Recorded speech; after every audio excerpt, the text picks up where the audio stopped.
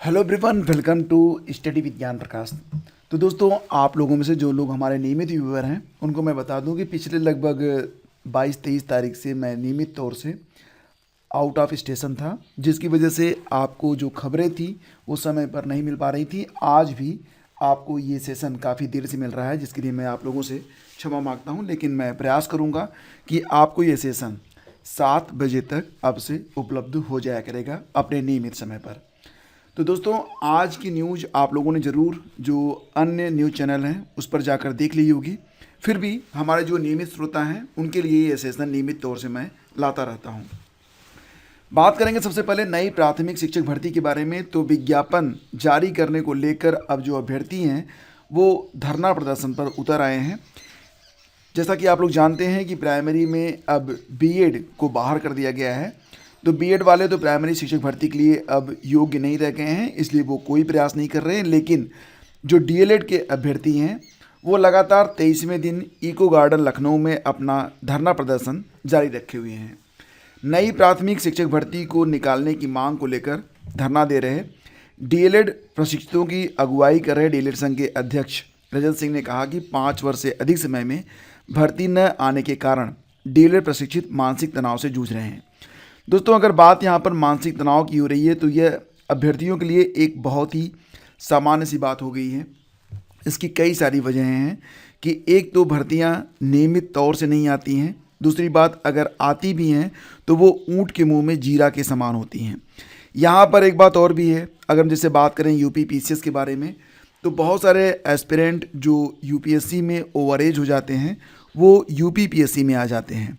और अगर UP PSC में ऐसे एस्पिरेंट आते हैं जो कि यूपीएससी का मेंस लिख चुके होते हैं, तो निश्चित तौर से उनसे मुकाबला करना एक बहुत ही कठिन टास्क हो जाता है। तो एक प्रकार का जो मानसिक तनाव है उससे लगभग हर वो युवा जूझ रहा है जो कि सरकारी नौकरियों की तैयारी कर रहा है।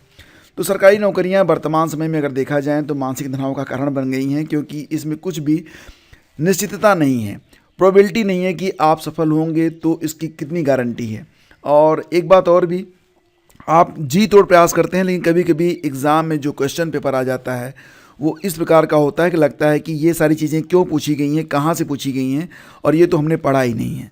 ये सारी बातें अपनी जगह पर हैं, लेकिन फिर भी कठिन प्रयास कर रहे अभ्यर्थियों के प्रयासों पर तुषारपात तब हो जाता है जब पेपर लीक जैसी जो सूचनाएं हैं वो बाहर निकलने लगती हैं। तब अभ्यर्थियों को लगता है कि क्या करें, कठिन परिश्रम के बावजूद भी यहाँ पर जो स्थिति बन रही है उसको देखते हुए सफलता काफ़ी दूर की कौड़ी लगती है।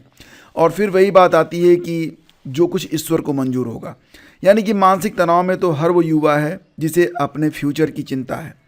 फिलहाल फ्रेंड्स, विभाग में लाखों पद रिक्त होने के बाद भी बेसिक शिक्षा विभाग प्राथमिक शिक्षक भर्ती का विज्ञापन नहीं जारी कर रहा है। कहा कि विधानसभा चुनाव के समय तत्कालीन शिक्षा मंत्री सतीश चंद्र द्विवेदी ने कहा था कि 17,000 शिक्षक भर्ती को लेकर लिखित आदेश दिया गया था, लेकिन 17,000 की बात छोड़िए, वर्तमान समय में तो जो आंकड़े जारी होते हैं कभी कभी उसके मुताबिक 50,000 से ज़्यादा पदों पर भर्ती आ सकती है, लेकिन कब आएगी इसके बारे में कोई भी निश्चितता नहीं है। तो अभ्यर्थी जो हैं वो लगातार प्रयासरत हैं, आंदोलन कर रहे हैं।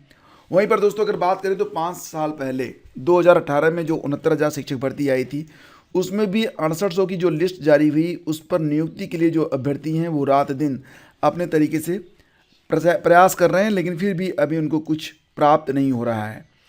फिलहाल फ्रेंड्स, आगे बढ़ेंगे और बात करेंगे सबसे चर्चित मुद्दों पर। तूल पकड़ रहा आरओ परीक्षा पेपर लीक का मामला, करियर का सवाल, अभ्यर्थी झुकने को तैयार नहीं है।